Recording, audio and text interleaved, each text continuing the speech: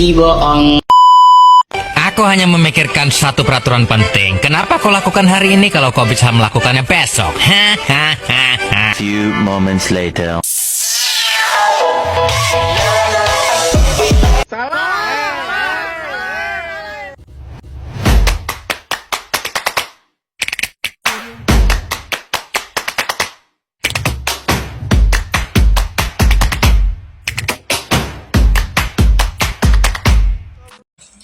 Assalamualaikum warahmatullahi wabarakatuh.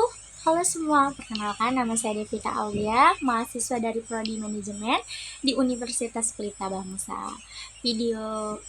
Pada video ini, saya akan membahas kebangkrutan beberapa pabrik terbesar seperti PT Stritex, PT Sanken Indonesia, PT Yamaha Musik, dan PT GNI. Kejadian ini menjadi bahan diskusi yang menarik tentang tantangan terbesar yang dihadapi oleh individu di Indonesia, menganalisis faktor-faktor penyebab kebangkrutan ini, dampaknya terhadap perekonomian di Indonesia, serta bagaimana kita bisa belajar dari situasi ini untuk menciptakan peluang dan memperkuat daya saing negara. Pendapat saya tentang kebangkrutan beberapa pabrik terbesar seperti PT Stritex, PT Sanken Indonesia, PT Yamaha Musik Indonesia, dan PT GNI adalah bahwa ini mencerminkan tantangan terbesar yang dihadapi oleh industri di Indonesia di tengah perusahaan global yang cepat. Beberapa faktor berkontribusi terhadap pendapat saya tentang kebangkrutan beberapa pabrik besar seperti PT Stritex, PT Sanken Indonesia, PT Yamaha Musik Indonesia, dan PT GNI adalah bahwa ini mencerminkan tantangan besar yang dihadapi oleh industri Indonesia di tengah perubahan global yang cepat. PT Stritex, salah satu tekstil terbesar di Indonesia yang pernah menjadi pemain utama di pasar global, terdiri sejak 1966.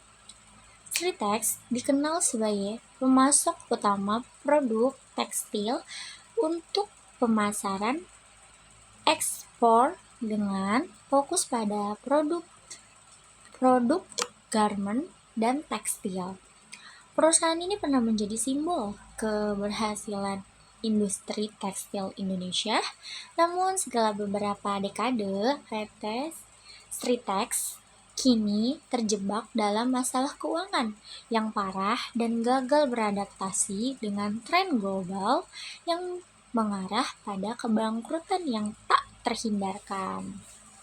PT Sanken Indonesia, perusahaan yang bergerak di bidang sektor elektronik, khususnya dalam produksi AC dan produksi elektronik lainnya.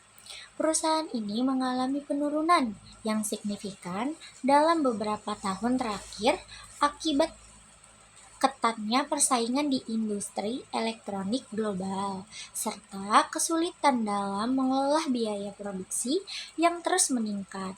Persaingan dengan merek internasional dan kebijakan impor yang tidak mendukung membuat perusahaan ini kesulitan bertahan. PT Yamaha Musik Indonesia merupakan produsen alat musik ternama yang memiliki reputasi global. Namun, meskipun memiliki nama besar, perusahaan ini terjebak dalam masalah internal yang berkaitan dengan kurangnya inovatif dalam produk dan ketidakmampuan untuk beradaptasi dengan tren musik digital dan alat musik berbasis teknologi.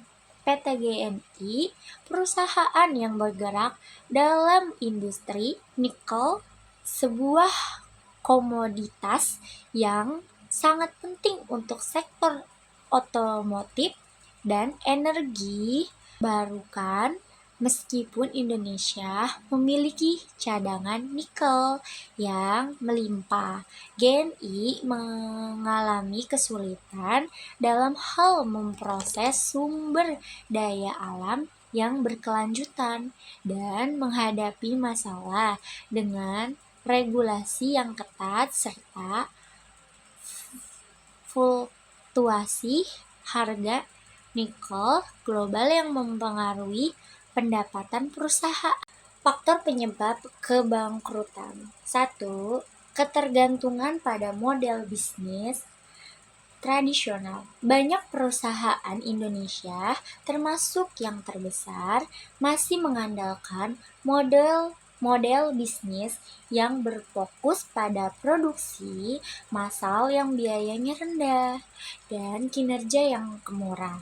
Ini berfungsi pada masa lalu, namun tidak bisa bertahan dalam persaingan global yang semakin kompetitif. Sumber daya murah yang dulu menjadi keunggulan Indonesia, kini lebih banyak diproduksi di negara lain seperti Vietnam dan Bangladesh yang memiliki kebijakan lebih ramah terhadap investasi dan pengembangan industri. Salah satu faktor utama yang menyebabkan kebangkrutan perusahaan-perusahaan besar ini adalah ketergantungan pada model bisnis tradisional yang sudah tidak relevan di pasar global saat ini. Sebagai contoh, PT Stritex yang dahulunya sangat bergantung pada produksi massal tekstil dan produksi garmen dengan biaya murah, namun tidak mampu beradaptasi dengan perubahan kebutuhan pasar yang kini lebih mengutamakan kualitas dan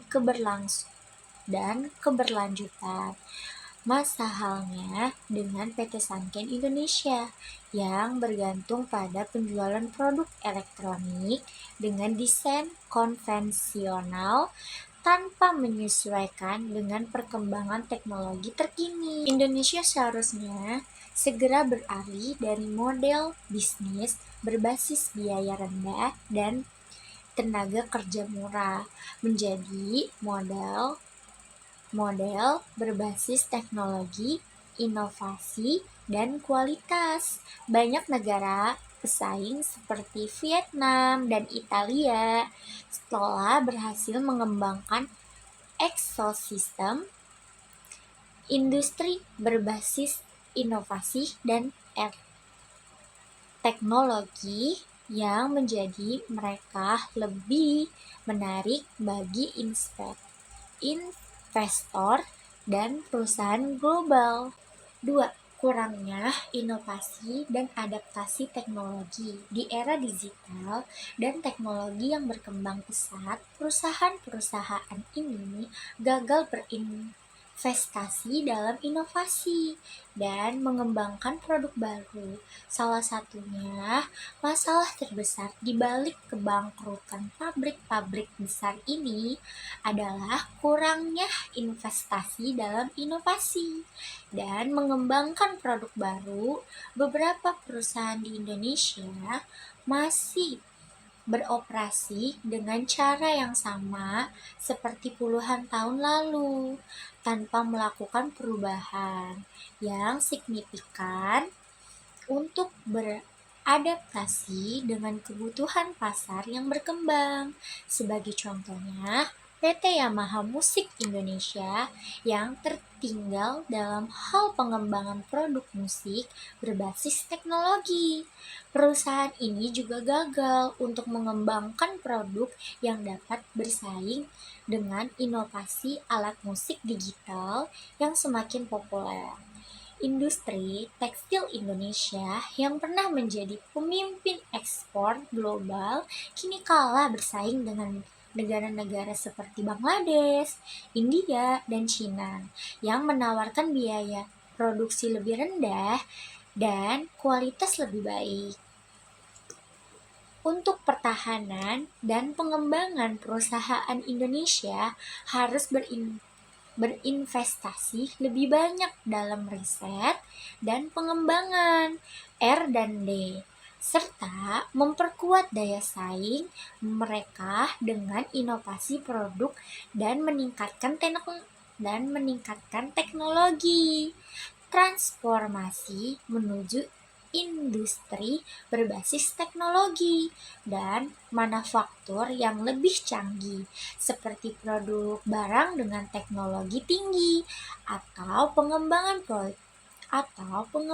produk dengan nilai tambah lebih besar sangat penting untuk meningkatkan daya saing. Indonesia memiliki potensi luar biasa dalam hal inovasi dan kreativitas mereka. Namun, hal ini memerlukan dukungan dari pemerintah dan sektor swasta untuk mendorongnya. Masalah keuangan dan manajemen utang. Masalah finansial menjadi penyebab utama dalam bangkrutnya ini banyak perusahaan yang terjebak dalam beban utang yang terus membengkak, seperti contoh PT Stritex yang memiliki banyak utang, kesulitan untuk mengelola cash flow, dan akhirnya terpaksa bangkrut. Dalam dunia bisnis, pengelolaan uang yang buruk dan ketidakmampuan untuk merestrukturisasi utang seringkali menjadi faktor penyebab kebangkrutan. Perusahaan-perusahaan Indonesia harusnya lebih berhati-hati dalam mengelola utang dan meningkatkan transparansi serta akuntabilitas dalam manajemen keuangan. Mereka perlu belajar dari perusahaan internasional yang memiliki sistem keuangan yang lebih stabil dan keberlanjutan. Di sisi lain, sektor perbankan dan keuangan juga lebih berhati-hati dalam memberikan pinjaman kepada perusahaan dengan lebih banyak menilai resiko yang lebih dalam. 4. Krisis global dan perubahan ekonomi dunia.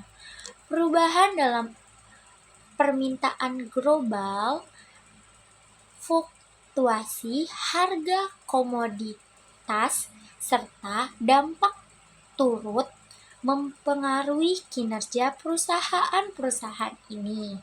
PT GNI misalnya mengalami dampak negatif dari penurunan harga nikel di pasar internasional. Selain itu, tidak pastian ekonomi global, termasuk faktor politik dan perang dagang, turut memperburuk situasi.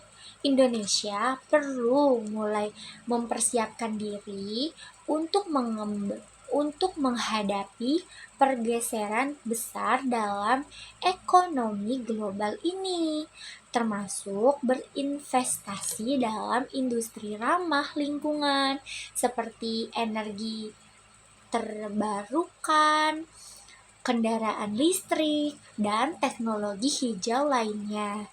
Industri yang berorientasi pada keberlanjutan akan menjadi kunci untuk bertahan dalam ekonomi yang semakin global dan sadar lingkungan. 5. Kebijakan pemerintah dan regulasi yang tidak mendukung. Regulasi yang ketat dan kebijakan pemerintah yang tidak mendukung pengembangan sektor industri di Indonesia juga menjadi faktor penting. Dalam perusahaan merasa terhambat oleh beroperasi yang lambat, peraturan yang rumit, dan biaya kepatuhan yang tinggi yang mengurangi daya saing mereka di pasar internasional. Pemerintah Indonesia perlu melakukan reformasi dalam hal regulasi dan kebijakan ekonomi untuk menciptakan iklim usaha yang lebih ramah bagi para pelaku industri ini, mencakup pemangkasan birokrasi yang tidak perlu, pemberian investif untuk riset dan pengembangan serta penyederhanaan peraturan yang berbelit-belit, reformasi kebijakan pajak dan sistem perdagangan juga bisa membantu perusahaan bertahan dan berkembang. Dampak kebangkrutan terhadap ekonomi di Indonesia. Kebangkrutan PT Stritex, PT Sanken Indonesia, PT Yamaha Musik Indonesia, dan PT GMI membawa dampak besar bagi perekonomian Indonesia, baik secara langsung maupun tidak langsung. Beberapa dampak yang perlu diperhatikan. 1. Pengangguran yang meningkat. Kebangkrutan perusahaan besar ini menyebabkan ribuan pekerja kehilangan pekerjaan. Hal ini memperburuk tingkat pengangguran di Indonesia yang berpengaruh kesejahteraan sosial dan ekonomi masyarakat. Pekerja yang kehilangan pekerjaan juga kesulitan untuk menemukan pekerjaan baru, terutama bagi mereka yang memiliki keterampilan yang tidak sesuai dengan kebutuhan industri masa kini. 2.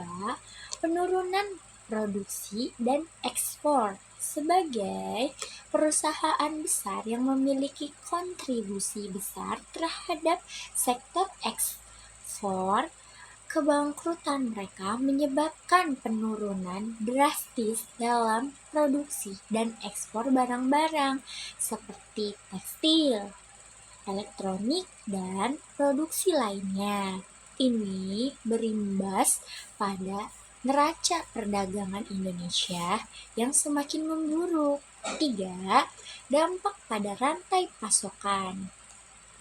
Kebangkrutan yang memberikan dampak pada pemasok dan mitra bisnis yang tergantung pada perusahaan-perusahaan ini, misalnya pemasok bahan baku, distributor, dan sektor terkait lainnya ikut merasakan dampaknya.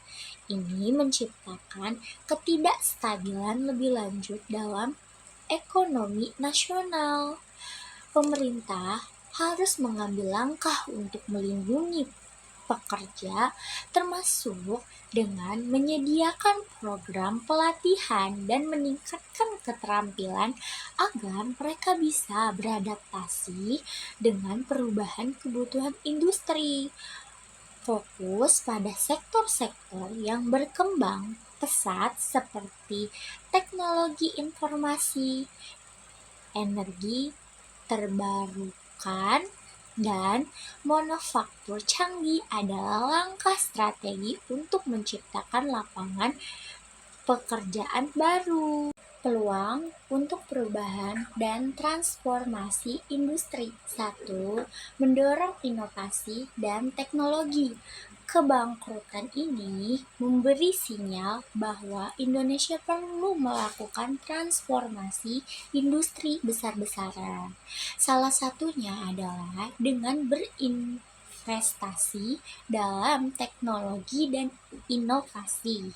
Perusahaan-perusahaan yang mampu berinovasi dan beradaptasi dengan tren global seperti teknologi hijau dan digitalisasi akan memiliki peluang lebih besar untuk pertahanan dan perkembangan, pemerintah juga dapat mendorong hal ini dengan memperbaiki insentif kepada perusahaan yang berinvestasi dalam riset dan perkembangan.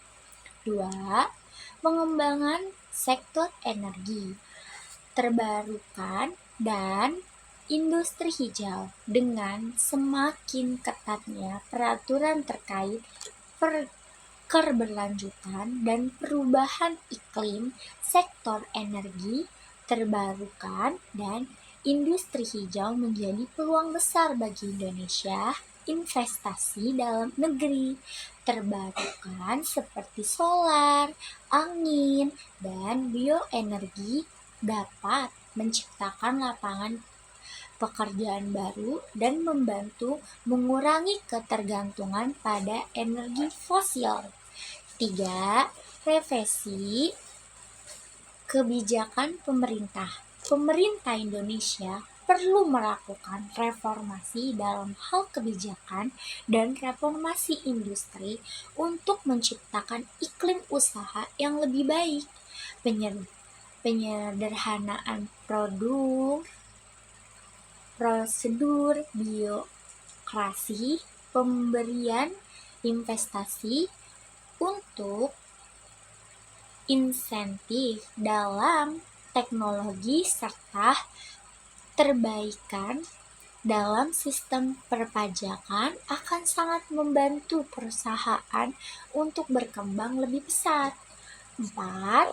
Pengembangan keterampilan dan pelatihan tenaga kerja.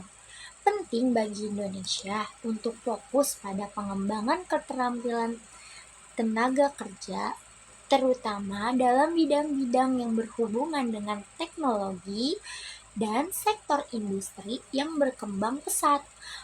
Program pelatihan dan pendidikan vokal untuk mempersiapkan pekerja agar dapat beradaptasi dengan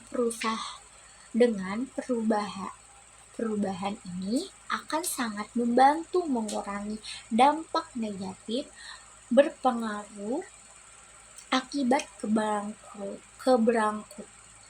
kebangkrutan perusahaan. Meskipun ada banyak tantangan, kebangkrutan ini juga membawa peluang besar untuk meningkatkan daya saing Indonesia dalam industri berbasis teknologi dan keberlanjutan. Sektor teknologi dan energi hijau berkembang pesat di seluruh dunia dan Indonesia memiliki potensi besar untuk memimpin dalam bidang ini, mengangkat kekayaan sumber daya alam dan berkreativitas yang dimilikinya.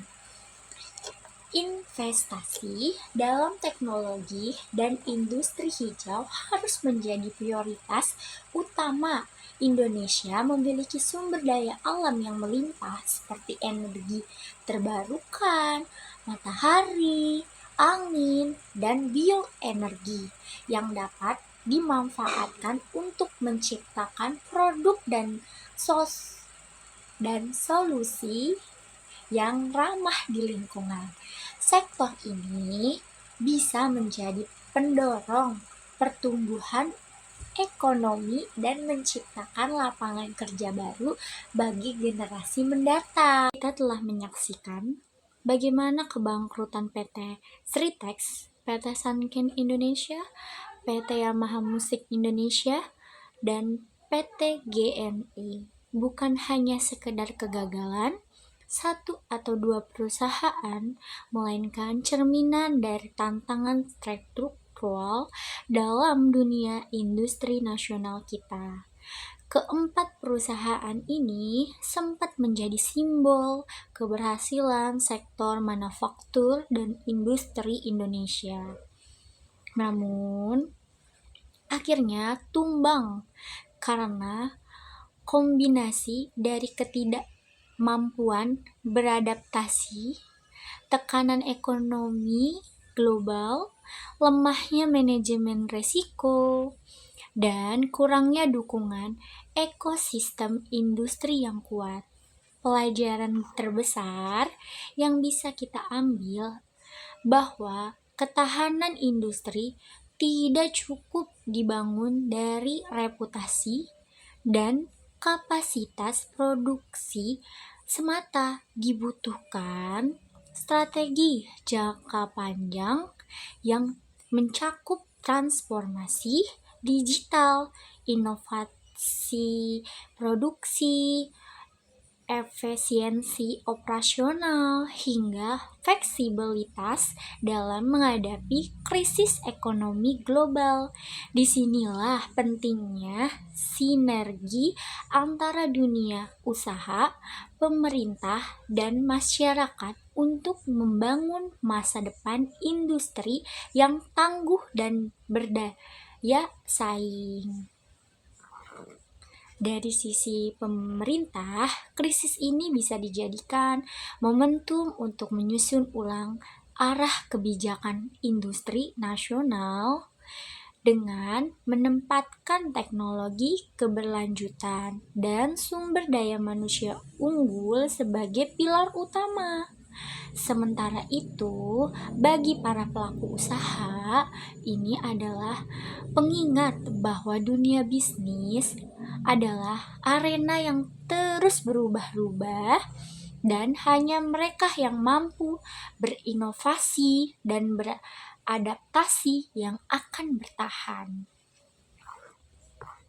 Akhirnya, kebangkrutan bukan akhir segalanya, melainkan awal untuk refleksi, evaluasi, dan pembenahan besar-besaran.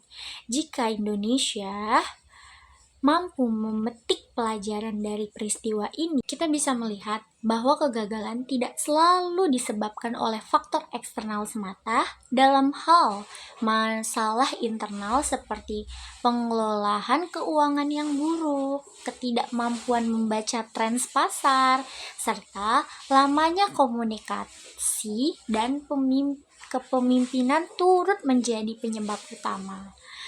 Terlalu banyak perusahaan yang gagal karena tidak memiliki strategi jangka panjang yang adaptif. Mereka lebih fokus pada ekspansi tapi lupa memperkuat fondasi. Namun, di balik setiap kegagalan besar, selalu ada peluang pelajaran yang besar. Indonesia saat ini berada di persimpangan penting. Apakah kita akan membiarkan industri nasional terus tumbang satu persatu, atau kita memilih untuk bangkit dan membangun sistem industri yang lebih modern, kompetitif, dan berkelanjutan? Kita perlu melihat ini sebagai momentum evaluasi besar-besaran, bukan hanya bagi pelaku bisnis, tetapi juga regulator dan masyarakat. Pemerintah harus mulai menyusun ulang peta jalan industri nasional, tidak bisa lagi hanya mengandalkan sektor manufaktur padat karya atau berbasis komoditas. Kita harus mendorong transformasi menuju ekonomi berbasis inovasi, digitalisasi, dan berkelanjutan lingkungan. Dari sisi dunia usaha, sudah saatnya kita menyadari bahwa inovasi bukan lagi pilihan, tetapi keharusan. Perusahaan yang tidak mengembangkan teknologi, tidak membina SDM, dan tidak membuka diri terhadap perubahan pasar akan tertinggal dan akhirnya hilang dari persaingan. Kita juga harus melihat pentingnya kolaborasi antara industri besar dan UMKM, antara pelaku usaha dengan dunia pendidikan dan riset, antara sektor swasta dengan kebijakan publik yang inklusif. Ini bukan tugas satu pihak saja. Perusahaan membutuhkan kinerja sama semua pihak. Terakhir, mari kita Mari kita tidak hanya menyalahkan satu atau menyesali perbuatan, kita harus mengubah narasi kebangkrutan ini menjadi cerita tentang kebangkitan. Karena seringkali dari reruntuhan perusahaan-perusahaan besar akan muncul permainan-permainan baru yang lebih kuat, lebih visioner, dan lebih siap menghadapi tantangan masa depan. Kita butuh keberanian untuk mengubah kecerdasan, untuk membaca arah angin, dan tekad untuk membuktikan bahwa industri Indonesia bukan hanya kuat dari atas kertas, tetapi juga tahan uji di tengah badai global. Dan jika kita semua dari pelaku usaha pemerintah hingga masyarakat bergerak bersama, masa depan industri Indonesia bisa lebih cerah dari sebelumnya.